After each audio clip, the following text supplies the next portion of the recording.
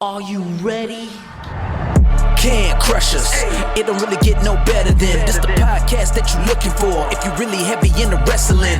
Hosted by the Mark. Energy that's so amazing. Gotta keep it entertaining. Rep the Can Crusher Nation. Yeah, you know what's going down in the ring. Lights out when you hit a ding ding. Knock 'em out like boom bada bing. Hold it down, you can crown me the king. Got a shout out to the Miz and Duke the Dumpster. We choke slamming everybody. Power driving, hit 'em with a face buster. Yeah, this the show you need and it ain't no need for waiting. Mark, hold it down for the Can Crusher Nation. All about wrestling and keep it entertaining. Can Crushers Wrestling Podcast. Time to break 'em, let's go.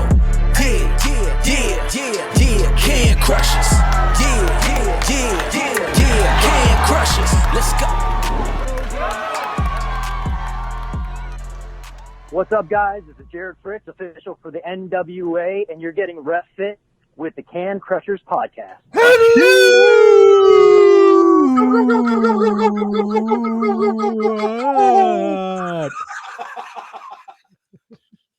I thought you'd join me on the gobbles. I wasn't sure what you were. I couldn't tell if it was a gobble or not. It was. I'm sorry I missed out on the tribute to Gobbledygooker. I mean, well, he better be on your list. Welcome to Can Crushers Wrestling Podcast. That's Sir Michael Jenks. I'm Mark the Mark. Special edition because it's Thanksgiving week. You guys are doing cool things. We're doing cool things with the family, friends, and whomever. So Jenks is named this last week.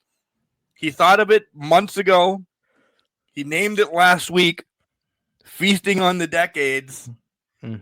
This is awesome. Jenks, just tell everybody what we're doing essentially because this is your baby and I'm going to let you ride with it. Yeah. Well, we had the conversation a couple months ago, I think during Ask Can Crushers. Listen, we had people always ask, what's your Mount Rushmore of this? What's your Mount Rushmore of that? And then it came back of, we haven't talked about who stands out from each decade going on and going forward. But instead of doing a Mount Rushmore, we figured, why not do the top five? Who are our five best from our the decade? Five. Our Doesn't five mean best. Anybody else's. Exactly. It's our five. So who are my five from the decades, 80s, 90s, and 2000s? Who are Mark's top five from each of those decades? We'll talk about it, maybe debate it, maybe laugh at each other about it. But I think probably consistently we have some of the same people on the list, if I were a betting man. Without a doubt. I went a little bit farther. I did do an honorable mention for each decade as well. Oh, did I do? I did that too. I actually got a couple for each decade. I got a couple for each decade. So, oh, you're an overachiever then. I'm always an overachiever, but that's where we're at right now. Yeah, I'm stoked for this. The 80s is my childhood, essentially. The 90s is my high school.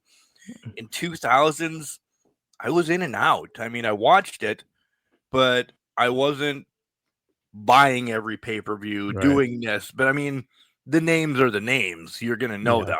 Exactly. 100%. So it's going to be interesting. We're going to see, like, the 80s, I was barely alive during, and even when I was a wee little baby. So we kind of swap on that. On your list in the 80s. He is on my list in the 80s. I think he's about the same age as me, if not younger, to be honest. So I'm sure he is. Non-beer week, because I think Sir Michael Jenks, beer is going to be limited for a while on my neck of the woods with this whole running plan that I have going on. I know it doesn't fit being healthy. Maybe one here or there after a race or such like that. But yeah. That's fair. I mean, that makes total sense. Help cleanse the body and the soul and get yourself ready to go. That's what the running's supposed to do. It's supposed to help cleanse you out. And that makes sense. Get a little bit on the sober train there. Yeah, well, settle down. I'm not counting my days or getting coins or anything. He's still making beers. Yeah, right. By the way, running game, Sir Michael Jenks, did you see what I did on Thanksgiving on Thursday? Absolutely. Yes, I did. Running my first ever 5K.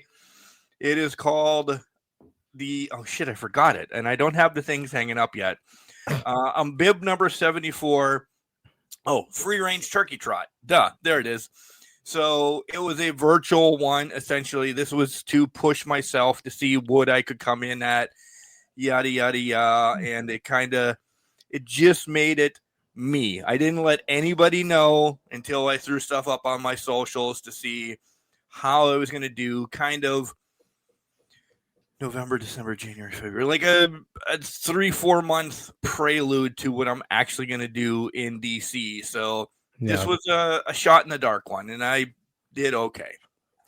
Well, and that's it. This is almost the bar, right? Not Sheamus and Cesaro, but this is the bar. I did the bar. Yeah.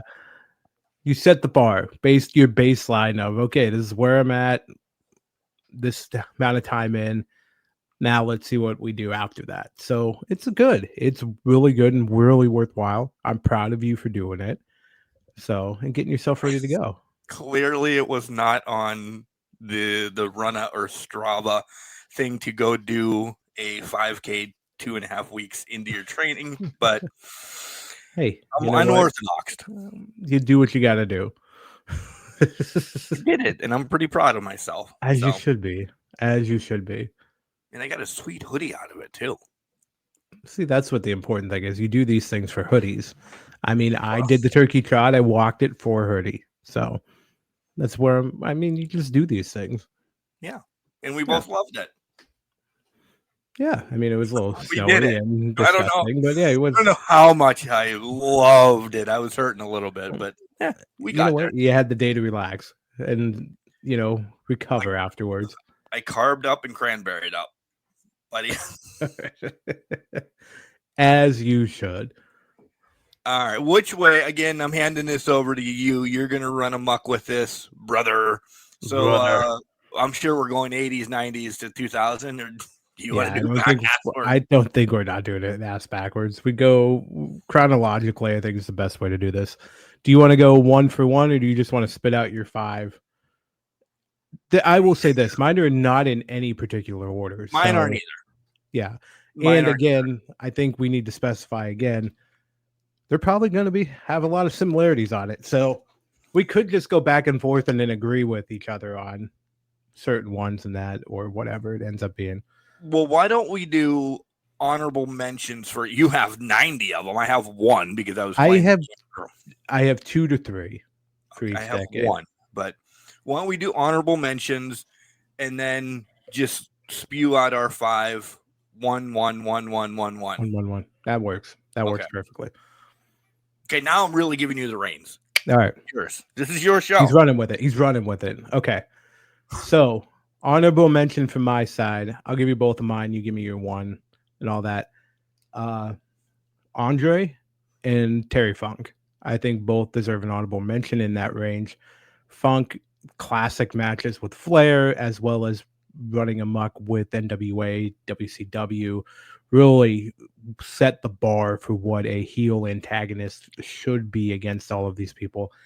Andre transcended the business in the sense of he was a pop culture icon. We're going to have somebody else that was also a pop culture icon. I can't even talk now. Later on in the list that we're talking about. But Andre, everything was there and everything ran through Andre as well. So it stand to say you should call out Andre for it. I love both of those. I'm hoping that we do have a little bit of crossover because Andre's not on my list or my honorable mention, but damn, he should have been, as well Funk. But my honorable mention is Steamboat for what Steamboat did. Again, WrestleMania 3, one of my favorite matches of all time. But what he did in NWA is tag team and stuff like that. He's Mr. Technical, and him and Flair's battles all the time are unbelievable. You could watch those 40 years later, essentially, and still just be encapsulated by them. FYI, let me throw this in before we actually get into the list. If they made, on my list, if they made one of the decades, they weren't looked at for the following decade. Okay. So that's an interesting wrinkle. For me. That's an interesting wrinkle because I could probably guess who could have made both lists because he ended up on both my lists. Right. I kind of want to go down that route a little bit. Well, when we get I might there, think about that. We'll get through the 80s and then I'll think about it because I Okay. might switch him out just because that's a good call out. I like that distinguish. We should have maybe said this probably, but putting it together. yeah. It really came together like quickly. I'm like, oh, because some could be across the board, and I leave it at that. But I've already switched it, so we're good. Okay, I want to know who it is when you get there. So, all right, go ahead. All right. I'll start with who it was because I'm sure he's there. The other pop culture icon, Hulk Hogan. I mean, the man, the myth, the legend through the 80s and that. Set aside personal beliefs, he transcended the business and made it as big as possible so that it could survive the early 90s and get to the Attitude Era, the Monday Night Wars, and all of that, and actually helped revitalize it for that as well. So I got to give it to Hogan. Yeah, Hogan's on my list too in the 80s just because of what Jenks said. You know, he was so marketable. MTV started working with the WWF. Then you had Cyndi Lauper. They would just transcend anything and everything that you would ever believe wrestling could do. No disrespect to like the 70s of the Ganyas and this, that, and the other thing. They just weren't using their marketability essentially. And then Hogan came along and it just blew up tenfold essentially. Yeah, absolutely. Yeah. One of a kind. I mean, listen, we've made fun of Hogan for his shtick, and we had the special podcast a couple of years ago about that. But when you're talking about wrestling, what he's done, his wrestling wouldn't be where it's at today without him. Well, I mean, we said this a couple of weeks ago when he passed away. You have to separate the man from the actions that he took. I mean, he had a lot of bad juju and bad karma and bad decisions that he made in his life, and that was his personal beliefs and whatever it was. But at the end of the day, he transcended the business, and we have to recognize him for what he accomplished in the business. Yeah. So I think that's accurate. Yeah. Number 2. I want to see how many we have together. So I'm putting checks besides how many we have together. I'm doing the same. Why don't you give your number 2? And then, we'll go back. My number 2 is the counterpart of WWF at the time, NWA. It's Ric Flair. Essentially, we've seen him, 97-time champion, this, that, or the other. The Crockett's took him and just ran with him.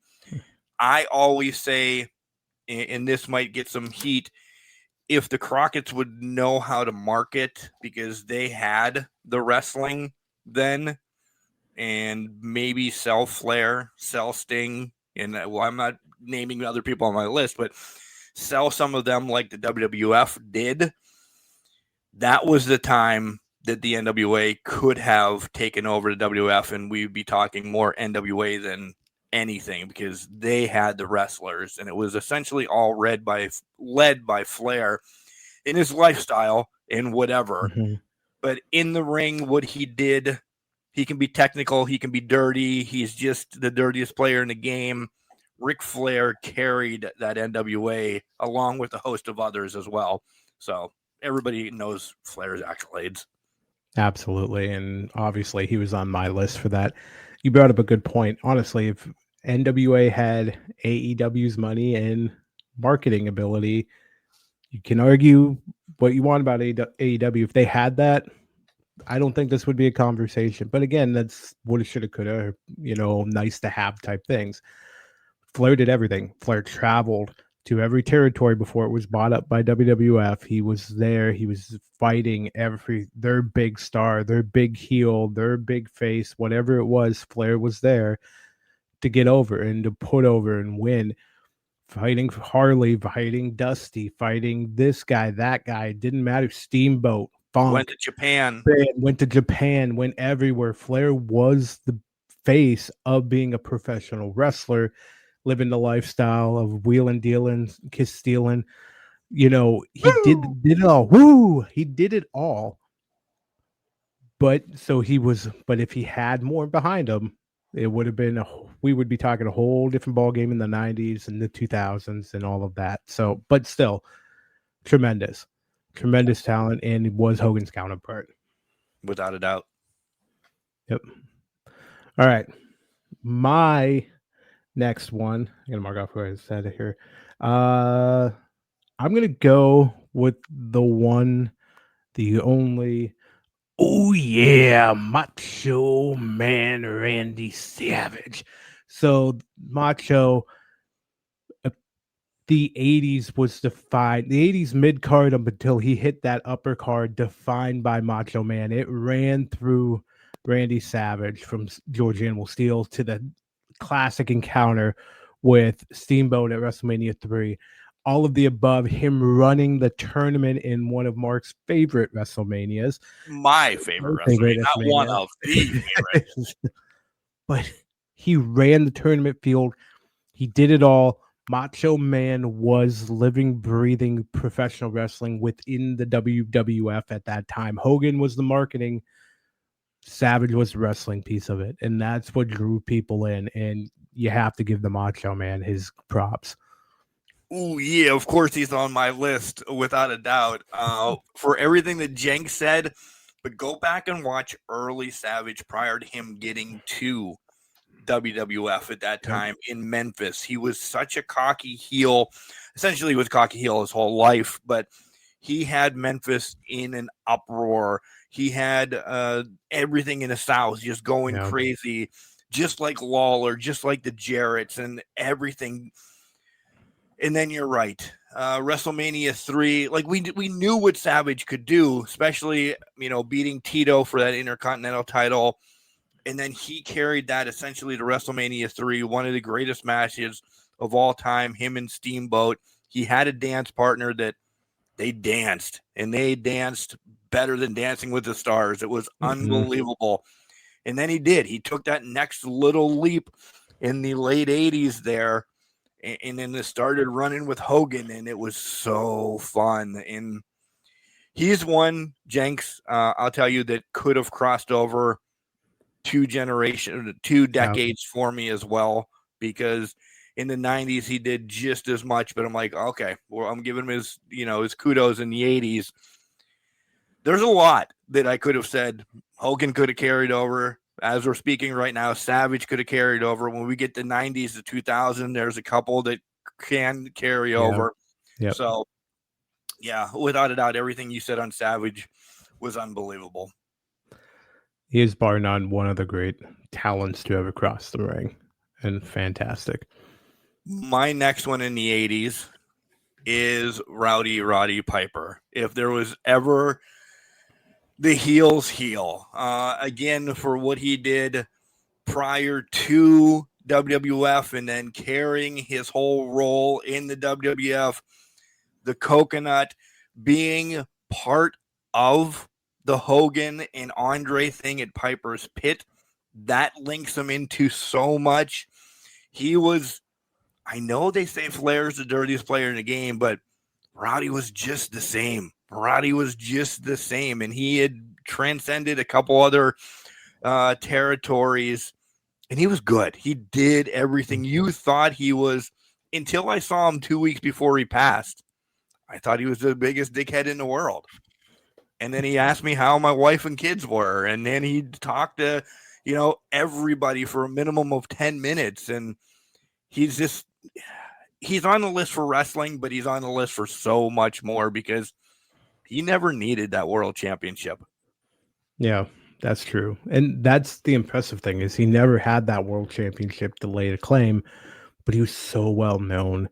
And so he was so much the person to poke the bear, to make those situations happen, when it was Hogan and Andre, to the coconut, to, just when you think you have the answers, I change the questions, type thing. That was the epitome of Roddy. But Roddy also too transcended the business. He was kicking ass and chewing bubble gum, and he was all out of chewing bubble gum. He was out there, they lived, but then he also did a lot of things with Mr. T. He made that whole rivalry go to the moon at WrestleMania 1 and 2. Yeah, he did. based on on top of everything else. Piper is known worldwide just because of what he could do in and out of the ring, and it just made him the perfect candidate to be one of the icons of the 80s for professional wrestling. Yeah. Is he on your list? He is on my so we got him. Okay. Sorry, I thought that was reaffirming it for you. It was. He sneezed as well, folks. I'll just tell you that. That's why I jumped in real quick. But I'm just getting over that cold from last week. We're 4 for 4 then. We're 4 for 4. I'd be surprised if we're not 5 for 5. Because my last one, I'm going with the American Dream, Dusty Rhodes, baby. We're 5 for 5, by the way. We are 5 for 5. There you go. So Dusty, man, he was the protagonist of Flair. He was Mr. NWA. He was he was foiling Flair's plans. He was doing everything across the sun. He was the American Dream. He was talking about being a plumber's son, hard times. Those promos live on forever. He built a legacy with his sons that have now carried on for future generations as well.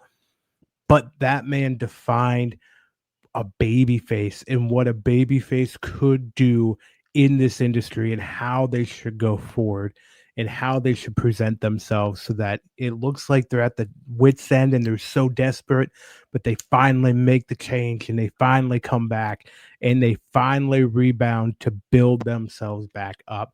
Dusty did that and set it up. Polka dots aside, people loved him in WWF too. And no matter what Vince did to try to put him down, Dusty stood tall and prevailed past that. And he's the reason why we have so many of the different match types and styles of wrestling and everything. That brain for the business made everything click going forward and really helped catapult everybody through until today's day and age. I don't remember what Great American Bash it was, so you guys can help me out. But it was when they ran the Great American Bash essentially from the end of June till mid-August. Every town was dubbed the Great American Bash, and it was Dusty Flair across the board as that headliner. And it was more so, they all weren't on pay-per-views or anything like that. You would get the big one on closed circuit, which was usually like a Charlotte or someplace like that. Mm-hmm. But they would run this match over and over and sell out. And I'm like, Mark, people are going to be like, yeah, that's WWE live events right now. Yeah, essentially you can say that, but there was so much more stake at it because you knew it was happening. If Dusty would ever win one, he would have to continue this. It wouldn't change Great American Bash. He would then have to defend against Flair the next night. And the title could have been going back and forth, just making a mockery of it. But instead they didn't. They found a different way for Flair to win. They used the no disqualification. They used the double countouts. They used this. They used that. So when those two came to dance in your city, you felt like it was the Great American Bash, and you were so pumped about this. Sir Michael Jenks, I'll say this right now. I don't know in this day and age, like right now in 2025, close to 2026, if somebody were to do this, I don't know if they can anymore. To keep the pomp and circumstances, no disrespect to Macho there on there, but to keep up what that match meant to town in town.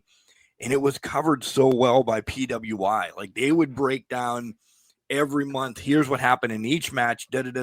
Every time they went to Arkansas, to here, to there, to here, to there. It was his dance partner. I know I always say Flair and Steamboat. When it was a technical match, they really got it.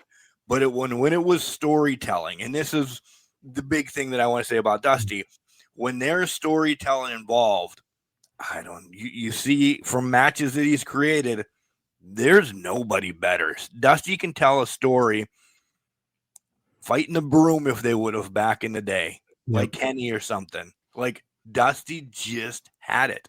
He didn't have the wrestling look. He really had the common man's look back then, and that's why he was the quintessential baby face across the board, because you got guys sitting in bars saying, "Man, look at this, rest in peace, Dusty, fat slob doing what he's doing to the greatest wrestler in the world, Ric Flair."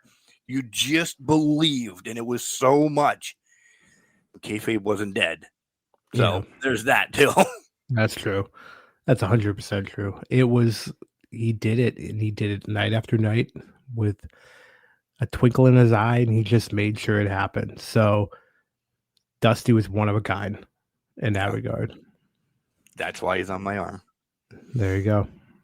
All right. That's the 80s. Perfect. Perfect. Right down the board. 5 for 5 from us. And I thought so. I thought the 80s were going to be perfect for us. Yeah. The 90s could be a little bit different for us. The 2000s probably will be. 2000s probably. I think the 90s might have some similarities, but might have some differences. So we'll see where we go on that.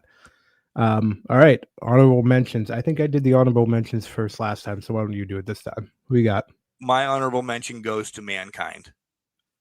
Not in the top 5, but because there's players. There's players in this. Not that he's not a player, but I had to, from seeing one of his very first matches after getting trained by Dominic DiNucci, him and Shane Douglas were in Indiana, Pennsylvania, kind of an AEW spot show that was in front of 20 people, me and my father being 2 of those 20 and 2 other guys that I know. So we were a quarter of a fucking crowd, essentially.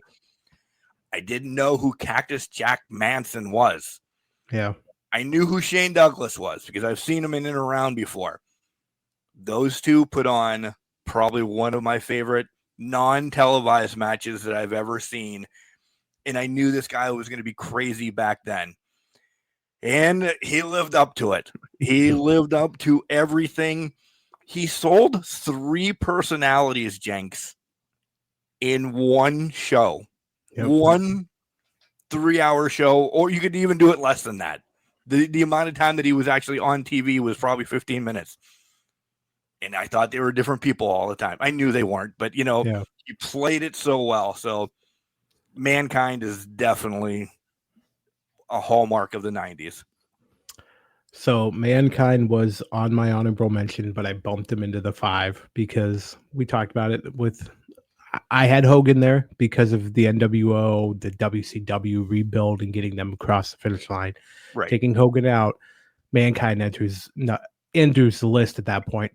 For every point you made, the man wrestled one match as 3 different personalities. He was able to balance it before anybody else could make videos of him and all 3 of these personalities to announce Jack was back. It was a whole thing. The crazy, stupid risks he would always take, no matter what. I fell in love with him when it was Cactus Jack in WCW, and I was getting tapes from my dad where he was getting them from some random guy at the bars or whatever it is. So watching him on Slamboree, watching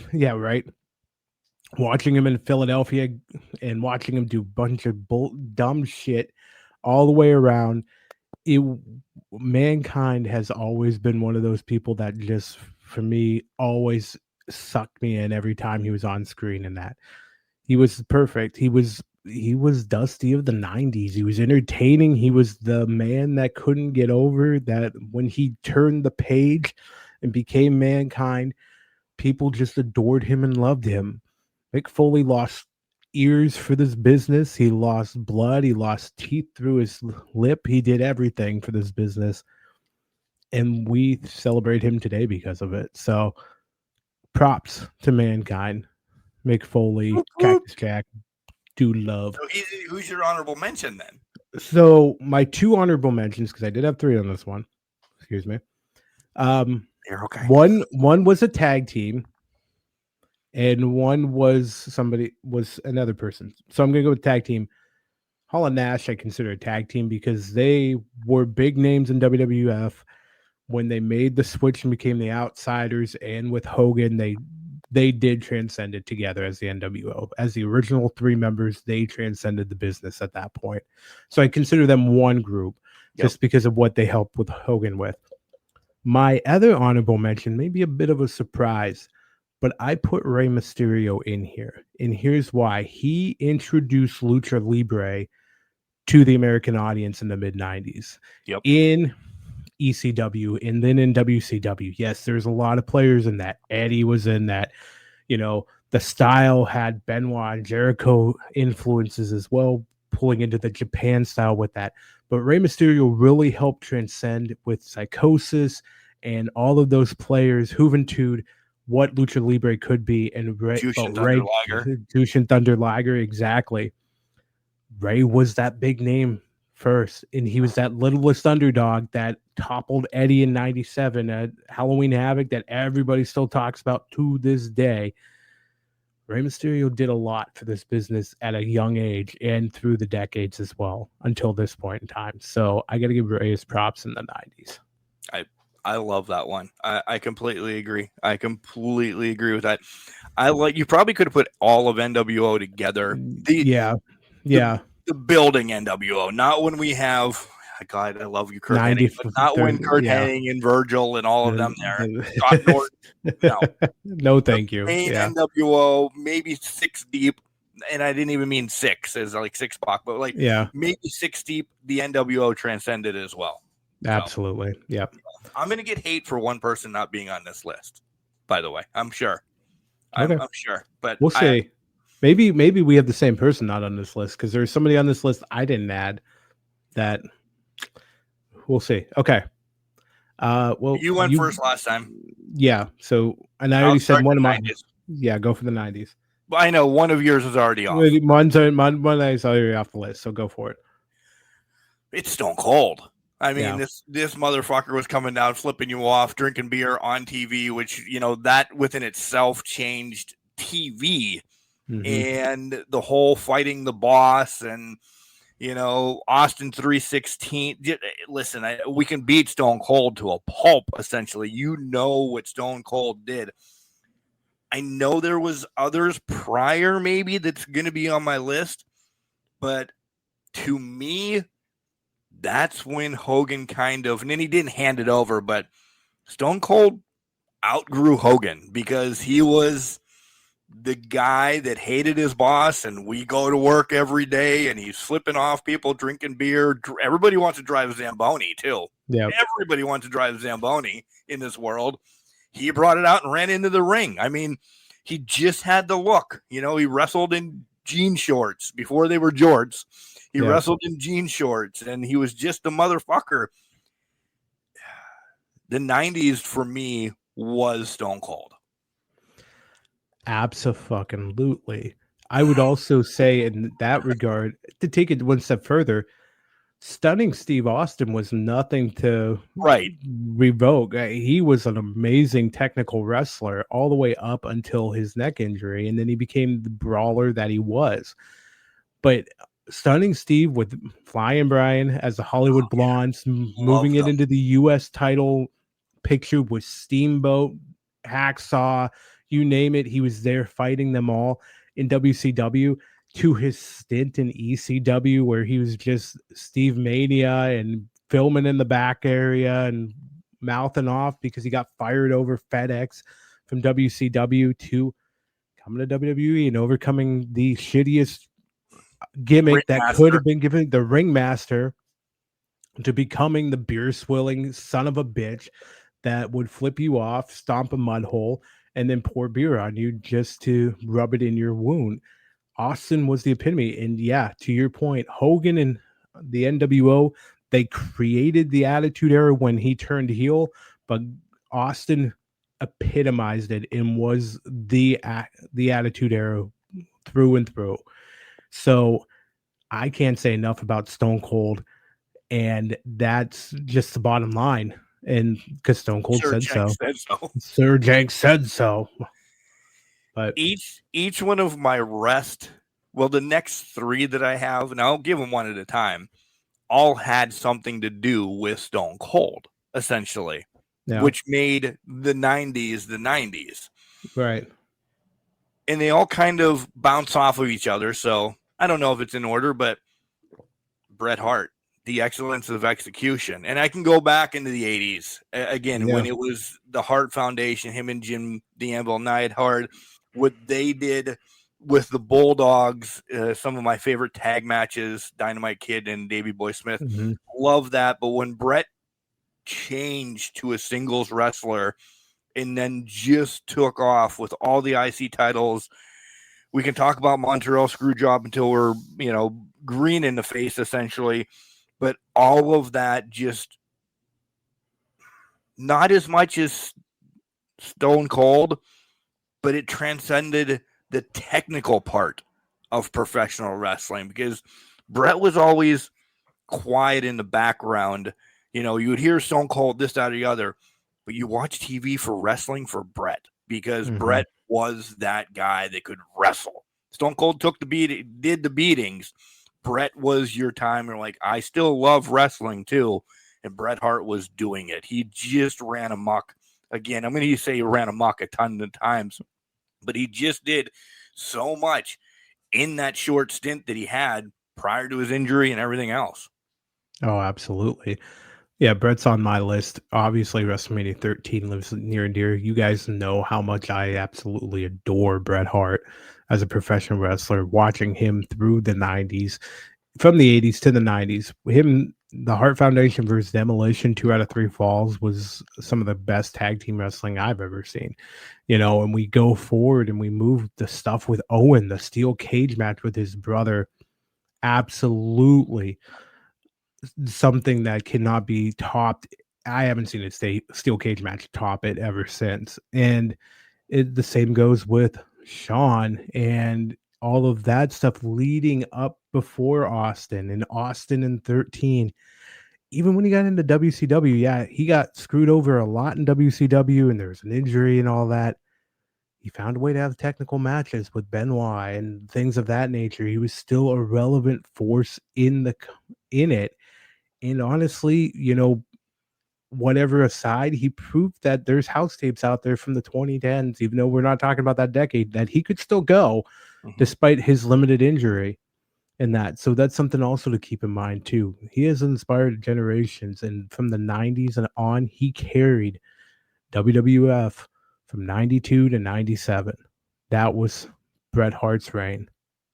He did it all. Think about that. That's only 5 years, depending on how you're counting. I mean, yeah. Doing That's 5 math, years. it's 5 years. Yeah. And he had it the whole 5 years. It's unbelievable how short it was. Absolutely. Because it was so impactful. Well, and that's the thing with a lot of these individuals is it's so impactful. When you look at Stone Cold's run, it is literally 1996 to 2001. And even then, he's carried in 2002. I guess 2003 was when he retired. So for 7 years, he was Stone Cold Steve Austin. That's it. Yep. That's all it was. That is how incredibly short of time any of these stars had. Macho Man was hit in 95. Yeah, 87. He was in WrestleMania 3. But then you look at his reign, it ended in like 91, 92 when Vince put him on the announce table and told him that's where you're staying for many of the times. And that put him on the shelf until he got to WCW. It's unreal how many of these guys have this limited amount of years, but we still think of how amazing they were during that time. Because in our minds, it's decades within a year. Yeah, because of what they have done. Exactly. 100%. Well, you mentioned my next one, and I'm sure he's on your list. He's on my list, yeah. Because he goes hand in hand, because I've danced around the Montreal Screwjob and everything. Listen, I was never a huge fan of HBK, but listen, when you're tagged Mr. WrestleMania and everything that he does, the glitz and the glamour behind him, and I'll go back, the Midnight Rockers were a fucking great team too. And then one of the most iconic, if not the most iconic ways to turn on your partner at the barber shop. Yeah. Boom, through the window. Marty Jannetty is no more a wrestler, essentially, because he's not on anybody's top. I'm sure of that. He's nowhere close. He's not even their top 100 at this point. But HBK, I have to give him his props for everything he did, from coming out with Diesel, getting Sherry, doing this, doing that, transcending into being the heartthrob, into being a degenerate, and still stealing the show even after he loses his smile, essentially. All the three that I've named so far are 1, A, B, and C of the 90s. Yeah. They all took their section and fucking ran with it. And the next guy did too, by the way. Spoilers. Yeah. Oh, absolutely. I mean, Shawn Michaels, he innovated a lot of the matches that we see today. The ladder match, it existed before that, but before Razor and Shawn, it was just another match. They just had a ladder in the ring and they just climbed it. Then they started doing stuff off the ladder and jumping on each other and using the ladder as a weapon. It became the focal point of the match. He transcended that match. The Iron Man match with Bret Hart, he walked out on the winning end of that, but he showed that with the right conditioning and all that, there can be a masterpiece had in an hour. People thought he was crazy. Thought him and Bret were crazy, thinking, and Haley thought he was. Thinking, hey, they're going to wrestle for an hour. They're going to get bored. Nope. Nobody got bored during that match because they were two talented individuals because of Shawn Michaels and Bret Hart in it. HBK did so much and he knew he had to carry it through. He did it on a bad back. He basically rolled into WrestleMania to defend that title against Austin, and somehow, some way, it turned out to be a great main event. And, he did that with a bad back, high as a fucking kite probably, but he did it. And despite his personal demons, he delivered night after night after night after night. And everybody loved him for what he did night after night after night in the ring. Yeah. My next one in the 90s, and everybody's going to like, it's going late 90s. I'm taking The Rock in the 90s. I really am. I'm taking The Rock in the 90s as his growth. Not Rocky Maivia, but I love Nation of Domination Rock sliding into essentially corporate Rock and this, that, and the other. Rock did a lot in the 90s. I know his big matches later, but essentially for me, The Rock is still part, because I said, you can take 3 years, and The Rock gets some of this for me as more. And now we just know with The Rock. I mean, again, another person that has just transcended wrestling to being the main part of the bloodline that still has payoffs coming 30 years later. Yeah. Rock did not make my top 5 list for the 90s. Okay. I agree with all of your points. Is that a spoiler, though? Is that a spoiler? You have to wait and see. Yeah, you have to wait and see. I don't disagree with any of your points on Rock. He had a lot of great things. 1998 was one of his best wrestling years. The 99 Rock and all of that carried the company and going into 2000s. But he just didn't make the list there. The fifth man that made my list that I need to call out is from WCW. And he carried, no matter what the NWO was doing, no matter what was happening, he turned it on its head and was their main protagonist, preventing them and getting over with them, and kept doing more and more from the early 90s to the late 90s. Sting was the ultimate babyface of WCW. Surfer Sting for the first half of the 90s, battling the likes of Vader, times Ric Flair, times, you name it. He was beating them all up, taking their names. Cactus Jack, who we already named, Mankind. They had wars to come. He was the big name out of that. And then Crow Sting was the pain in the ass, the boil on the ass of the NWO. He was there to rip it down and destroy it every chance he got. Sting did it all in the 90s for WCW, and he was their ace. And I have to give him a shout out for that. I knew you'd have Sting, so I didn't put him in. Okay. It's not that I don't like him, because I had to give my top three and The Rock their thing. Mankind, the honorable mention. Ready? My number 5 changed professional wrestling. August 27th, 1994. The start of throwing away the NWA title and bringing Extreme Championship Wrestling. It's Shane fucking Douglas. It is Shane Douglas. For what he did then, you read books. He wasn't sure if he was gonna. He wasn't sure if he was going to take in the money.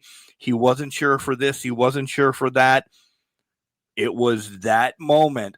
He tossed it down, and then, listen, the rest of whatever he did, he'll be in the horrible teacher later and this, that, and the other. But when he was running ECW, 96, 97, him, Bam Bam, Candido, he had matches with RVD and Sabu, and just it. I always love giving props to, because this is ECW's high point right now. Yeah. This is when they essentially changed wrestling.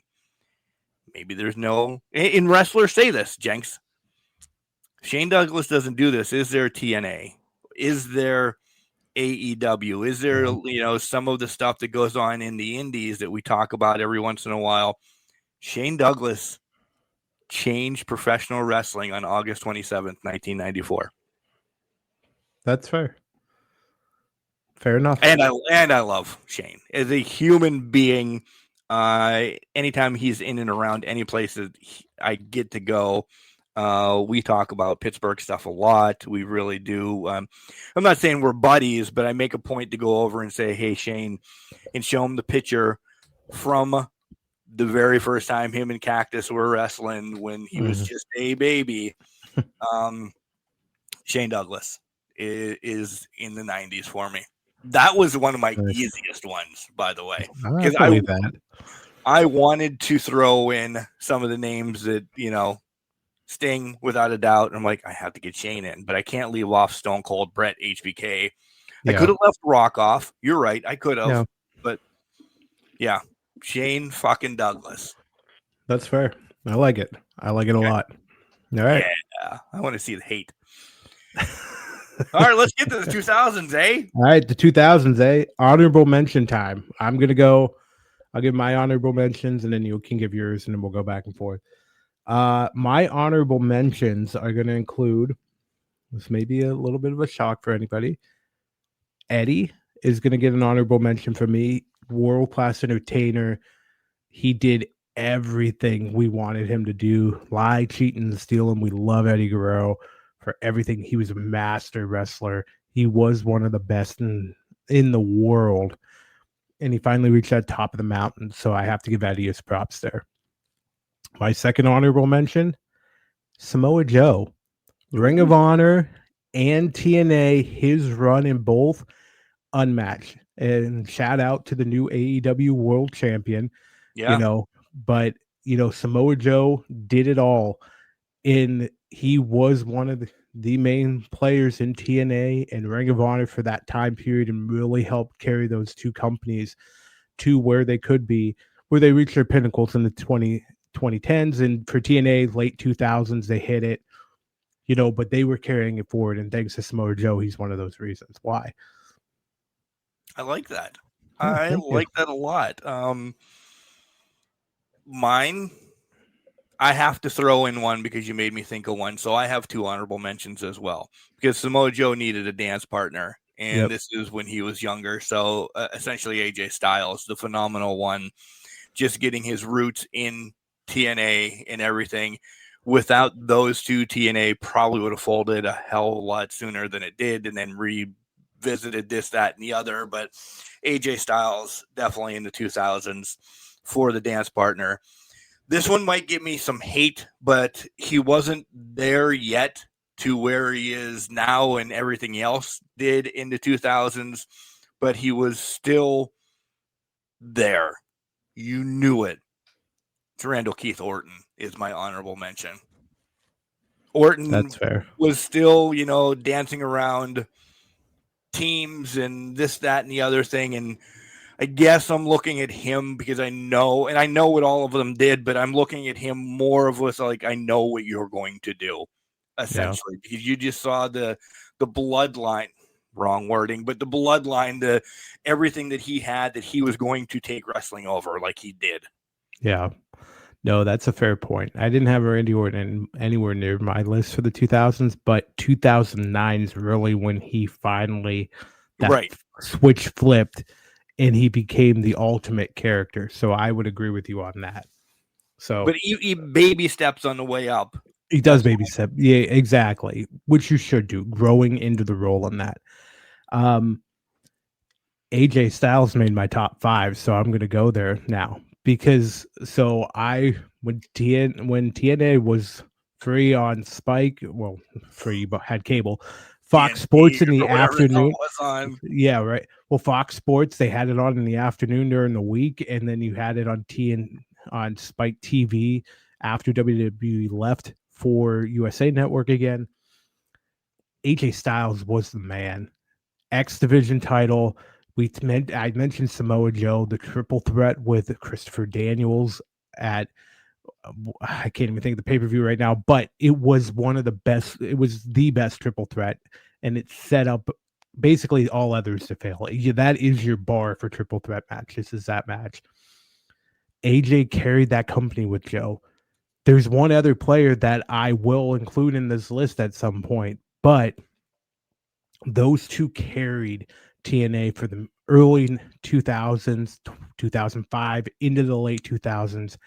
They were really a central part of TNA and put on banger after banger after banger after banger. Was Sheamus on your list then? Maybe. We had to get Randy Orton off for Sheamus. So right. 2000s. I'm going to take the easy one right now. Because we haven't even sniffed his name, but my God, he was doing so much for so long. It's Taker. It's by far Taker. And I don't know if that was your easy one, but Taker, it just essentially a phenom transcending professional wrestling. With people will always say his matches were just like somebody else's, a couple moves, this, that, or the other. But I didn't care what he ever did in matches. His was all storyline driven for me, from losing the urn to fighting with Paul and his brother Kane and this, that, and the other. Each match for Taker was special. One, because of entrance, was probably one of the greatest entrances ever. And maybe we need to relive that, Jenks. Entrances again. It's a special. But Taker is just 2000s wrestling. He carried WWE when there was up and down times. Absolutely. He was the epitome of WWE, and I would argue I didn't include him in my 90s list because 2000s was his better decade compared to the 90s. He's on your list then? He is on my list, yes. Taker did everything you wanted him to do as a big man. He put over the younger guys, the smaller guys, the guys that needed to get over, but he also made things look so real. And the aura was unmatched, from the biker gimmick, the American Badass gimmick, to just being the straight up Undertaker. He was one of the best to ever do it. And his run, arguably from 2006 to 2010, some of the greatest matches that I've ever had. Probably 2012 I'll throw in there. I know he started getting part-time and all that in there, but man, every time you saw him, you knew you were getting the best match possible on the card. And that's why the streak became what it became, because he could go with anybody during that time. And him and Shawn, both past their primes, put on the two best WrestleMania matches, potential arguably of all time, and him and Triple H followed it up after that. So you have to give the devil his due. Yeah. The Phenom did it any way, shape, and form, and he made it look good. Well, you just mentioned somebody else that's on my list. So he's on my list too. So Triple H, spit in water, from taking the beating of the Click, leaving through hog farm matches to this to that. I didn't mind John Paul. I liked him when he was the American Blue Blood. But then when he became the Game in DX and all of this, and he just became huge. However, he became huge. Yeah, he had his father-in-law in his back pocket, but again, I didn't care. I didn't care because his matches with The Rock, with a couple others on this list, were just so damn good. Taker as well. Yeah. They just danced. They did so much. And, you know, we can look at titles on all these guys because now we're getting to the point in professional wrestling where titles were just, you have it, I have it, you have it, I have it, you have it. So all of them are glorified title runs in my book. Yeah. After mid-90s, essentially, but definitely in the 2000s because they would switch every other week on Raw. Yep. But Triple H was a must-watch for me all the time when he came out because you didn't know what he was going to do. If he can do both, he can wrestle technically, or he can just beat the fuck out of you. And I like that. Yeah, absolutely. Triple H was the heel of the early 2000s. It ran through him. Everybody hated him. I hated him. I hated him. Right. You hated him, but you respected the game that was going on there. And him versus Shawn Michaels defined 2002 into 2004, just the hatred that they had for each other on top of everything else. He led arguably one of the best stables of all time in Evolution with Flair, Batista, Orton, bless you. Orton, yep, thank you. Orton. And that was arguably only around 3 years, and it was one of the best runs there ever could be. Yeah. Reuniting with DX, fighting with Taker, doing this, doing that. Everything ran through Triple H, and he was one of the best of the decade, bar none. My next is actually a problem that the world had, essentially. We thought the world was going to shut down. Instead, Y2J was born and ran that ICUS era for a while. And it was when he was moving and grooving and doing everything that we remember of Chris Jericho. Not Mimosa ones, not anything that he did over in Japan or anything, but I'm talking WWE Jericho just did everything. I know Lionheart was great. I love Lionheart, but this is Y2J. When I think of Jericho, that's what I always think of. I don't think of Death Monster or all these other ones that he's had. He's always Y2J for me. And it just, he did what he did, and he just entertained us. He was a high flyer mat wrestler. Yeah, absolutely. Jericho is not on my list, but I don't disagree with your thought process on him. I mean, Jericho ruled the mid cards and reestablished everything and put it on the map. So Jericho is one of a kind. Let's be honest. One of a kind. Is he on your list? He's not on my list either. I thought about it, but no. I did too. Jericho, it's hard to argue with Jericho. I think I could make a better argument for Jericho in the 2010s over the 2000s Jericho, but we're not there. We're not covering that far. Yeah. We're only covering this one. So I like it. I like so when we do the 10s in a couple years, he can't be on my list. Yeah, he won't be. Or I'll forget about that role. You might forget about that role. I mean, I will too. So It's bound to happen. So, how many you got left? 2? I got 2. No, I got 2 too. All right. Let's see what we got. Okay. Shoot your shot, big guy. I'm gonna there's one blatantly obvious one I think we both have. You would think, right? I would think. So I'm not gonna go with that one, just in case it's that. It might be fitting to end it on that note. If he's there. If he's not, okay. But I'm gonna go with the Olympic gold medalist who dominated WWE in the early 2000s and dominated TNA in the late 2000s. Kurt fucking Angle with a broken freaking neck. Kurt Angle was a wrestling machine.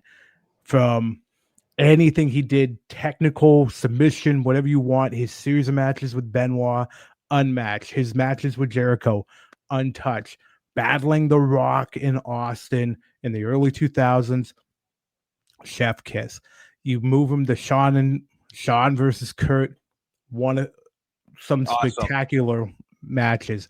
He could do it with anyone at any time. And I always hated seeing him come out because I knew whoever he was facing was going to probably lose because he was that freaking good. Then he goes to TNA. That damn good. And then he goes to TNA and does the same exact thing with Joe, with Styles, with Christian Cage, Sting, name him. He dropped him. He beat him. He flew off a stage at him. Kurt Angle was the epitome of the 2000s and was that damn good. Kurt Angle, I have nothing more to say about that, but yes, that's exactly. And I knew you made reference when you brought up Joe. That was a reference that I'm like, okay, he's on his list without a doubt because, yeah, Angle, again, in wrestling terms, he could be as technical as Brett, but then he could fly when he wanted to. A little bit awkward, like Ray. Like he would do moonsaults off of shit that he shouldn't have been doing. And again, the broken freaking neck and all of this. And he had, in the WWE, he had the characters. Yeah. He had several different characters of being the Olympic champion with hair, Olympic champion got milk put on him. Like he had so many different personas of the same person. But in TNA, he was just a wrecking ball. Yeah. Listen, he doesn't get as much. I know he's a Hall of Famer there too as well, but I think because what he did so much in WWE, people forget about the amazingness that he did have in TNA and the bangers he had there. That WWE was really hot then. And TNA, besides a couple matches here and there, was not. So you would only turn in for Kurt and Joe, Kurt and this. And if you missed it, you missed it. Go back and watch them. Kurt Angle across the board as a wrestler, I think steals the 2000s more so than anything else. Like he is the wrestler to me of the 2000s. Oh, absolutely. Absolutely. I can't disagree with that. So we're down to the last one in the 2000s. Is it the same? Is it the same? Can you see it? I think I can see it. I thought so. I thought so. How apropos that we both have John Cena running the 2000s, right? Absolutely. I was glad that you didn't come right off the get and we saved Cena for now. Yeah. Talking what's coming in near future. There was the passing of the torch again, essentially. And I know it went from, I'm going to always say it like this, it went from Hogan to Stone Cold to, yeah, sure, Bret and Hart and Rock had it a little bit, but I mean, Cena ran everything in professional wrestling in the 2000s. Yeah. Ran it from marketing to marketing to marketing to movies to kids, getting kids to like wrestling, getting parents to allow kids to like wrestling again, because it was a tough sell for WWEF to bring kids back from chopping peepees off and giving births to hands and everything like that that happened in the 90s. They bring this kid from Boston, essentially, clean cut, get rid of the prototype, and said, you're just going to be the most childish, Fruity Pebble kid loving person out there. And John's like, cool, that's me. Can I do 5 moves in a match and call it good? Yeah. And everybody's going to lose their shit over you. And that's when we were clamoring. We're like, when is this fucker going to turn bad? I know. 25 years later, we get it. But we could talk Cena forever for what he did for professional wrestling. Absolutely. His matches were, some were good, some were, but Cena as a wrestler doesn't matter. Yeah. It's what he did for the companies. Oh, absolutely. I mean, he was, it was the same thing for Hogan. He did so much for the companies, but his matches were, okay. Cena, he finds the right dance partner. He can make magic. And sometimes it's from the least likely sub people. Him and Umaga's last man standing match was one of the better ones. It was epic. It destroyed the ring. It made everything. That Royal Rumble is one of the best Royal Rumbles because of that match and because of Undertaker and Shawn Michaels later on in that match. But going off of that, in the 2000s, if it was a world title related, it ran through Cena after 2005. Your who's who. It could be as big as the Great Khali or as small as Rey Mysterio. You ran through Cena, and Cena was the epitome and could deliver every single time, no matter what. We talked about Undertaker facing Shawn and Triple H. Guess who did it first? John Cena. And he did it in fantastic fashion, beat both of them both times, and it was so good. Cena would put his blood, sweat, and tears into the company to get it to the point where it was. You mentioned it. He was the reason that kids could come back to professional wrestling and watch WWE in that, because they turned to PG. Vince realized the money was in the family, not in the Attitude Era. He needed the Attitude Era to survive, but he needed a face to come back to the families with. And John Cena provided that with his hustle, loyalty, and respect. Not as a doctor of thugonomics. That one was just special for us adults. But yes, he came back as hustle, loyalty, and respect, and we despised him for it until he turned it around, and we were like, we have to appreciate everything this man has done. And he has done a lot for this industry. How much of John Cena's run did you hate him? That you were actually, Cena sucks. Cena sucks. Absolutely. Okay. I gave him props until 2006. Then it was, I'm fucking done with Cena. And then it became, I think, after Daniel Bryan, yeah, right. Cena died. I think it was after the Daniel Bryan match. But even then, I was still kind of like, fuck, Cena again. Cena and Orton. It's when he could still wrestle like the AJ Styles and all of that stuff, and it was still very good wrestling. Yeah. You know, what about you? I was just going to say that's roughly where I was too. Probably after the Daniel match, I was like, okay, oh my God, this is... I thought this guy was going to wrestle until, and then, we just get this, hey, I'm retiring next year, and we're on the Cena run right now. And as wrestling fans, we don't know what we have until it's gone. Mm-hmm. For 10 years of Cena, we all hated him, even though the kids loved him, and he was selling Fruity Pebbles, this, that, and the other. Like, oh my God. But looking back on the 2000s and looking back even on the 10s and the 20s when he bebopped in and out, it just is and I mean this in a good way, a circus when he's around. And when there's a circus, they make money. They provide. They do bigger things. This whole year was essentially for John Cena. There was other matches. Punk's doing stuff. Rollins is doing stuff, which is great. Well, he's hurt now, but you know what I'm saying. Like they're all doing great things, but 2025 was the year of Cena. And as we look back on it, everything he did even this year was out fucking standing.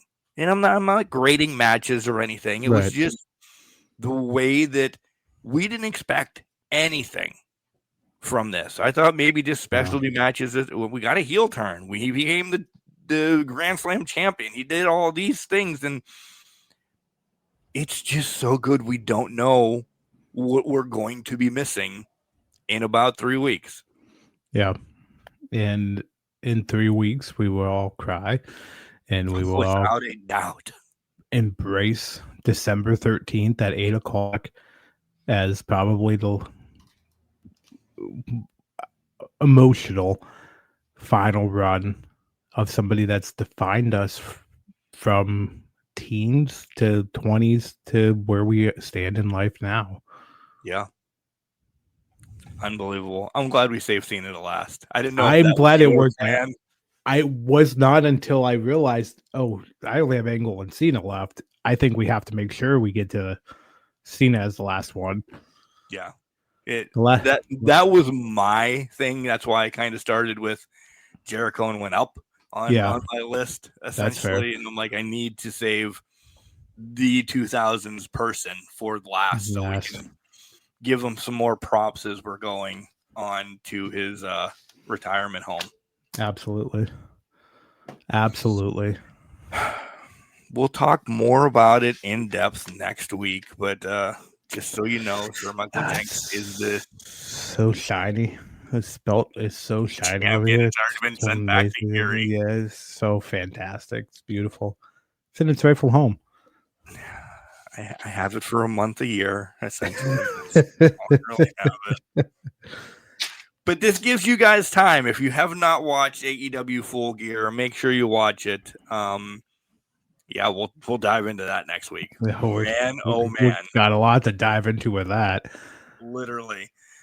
But Jenks, this was fun. I really love our specials. And I know we say this all the time when we do a special. We should really do a special a month, and because it's different from we watched wrestling. And then those are the months that like there's no wrestling going on, where these ones make us think and we really bounce shit back and forth. They're quick and easy, but I think in 26 we should kind of rock and roll with a special a month. I like that. That's our New Year's resolution. You know what? We could do that. Why not? So this is a becking call, so we can get some of it in. To all Can Crusher Nation. Mm-hmm. If you want to hear a special, email them, cancrusher69@gmail.com. Give us something like this, the Feasting of the Decades or anything else. We'll pause on, hey, let's do your Mount Rushmore. We essentially redo our Mount Rushmore every year.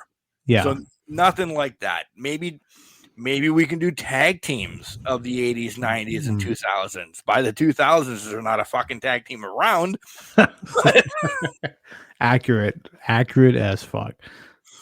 But, we can do something like that. I say our next one should probably be, and it might be harder in the 80s and 90s, but I think we give the women their props for these decades as well.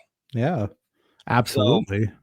So, Can Crusher Nation, this is being thrown out to you. What would you like to hear as kind of like a special month? And, you guys send us some in, or you could call them in and just leave a message and just say, these are the specials that I want to hear. And Jenks will give you the number. Yeah, it's 814-299-6687. Leave a voicemail. Give us the specials. Give us what you think we should be doing, because we'd love to bring it to you. I'm sorry, sir. We're all out. This is not a Wendy's. Wait, Wendy's has salami sandwiches? Well, hey, Max. You'll never know. you guys can use both of those ways as well, because Ask Can Crushers is coming on December 20th. So make sure that you get all your questions in by the 17th of December so we can sort them all out and get them set up and rock and roll. You guys know we have to record essentially a day ahead of time. So get your questions sent in by the 17th of December. Anything is out there that you want to ask us wrestling related, I'll put it that way. Yeah. And then on Ask Can Crushers is where we're going to reveal the following week is the Crushy Awards. We'll essentially give you guys all the categories for the Crushies as well. Absolutely. They're the same ones for the last 5 years. We'll just add a couple random things. Shh, don't tell them that. Don't tell anybody. Don't tell anybody that. Yeah. This is a grand reveal.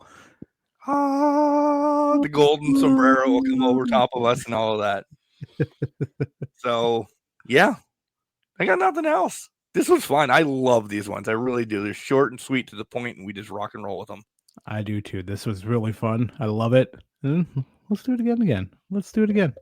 Yeah. Hope you guys had a wonderful, wonderful Thanksgiving. Enjoy the weekend as well in Pennsylvania. Good luck to the hunters that are going out on Monday. Be safe out there, guys. Don't do anything stupid. Wear your orange and all of that. And unless you're like hunting alligators from your couch, just be safe. Just be safe. Don't shoot yourself. You know the whole shtick. Also, it's there might be a snowstorm in Pennsylvania, so just be safe getting through that. There's going to be. We know Mark's Black Friday plans are already made. All right. They are. As you're listening to this, I'm probably still plowing, honestly. They really are. Yeah, probably. But it's all good. It's all good. So remember, just because you're trash doesn't mean you can't do great things. You're a garbage can, not a garbage can, not. Make sure you tell your loved ones that you love them. Because you never know. Whoop, whoop.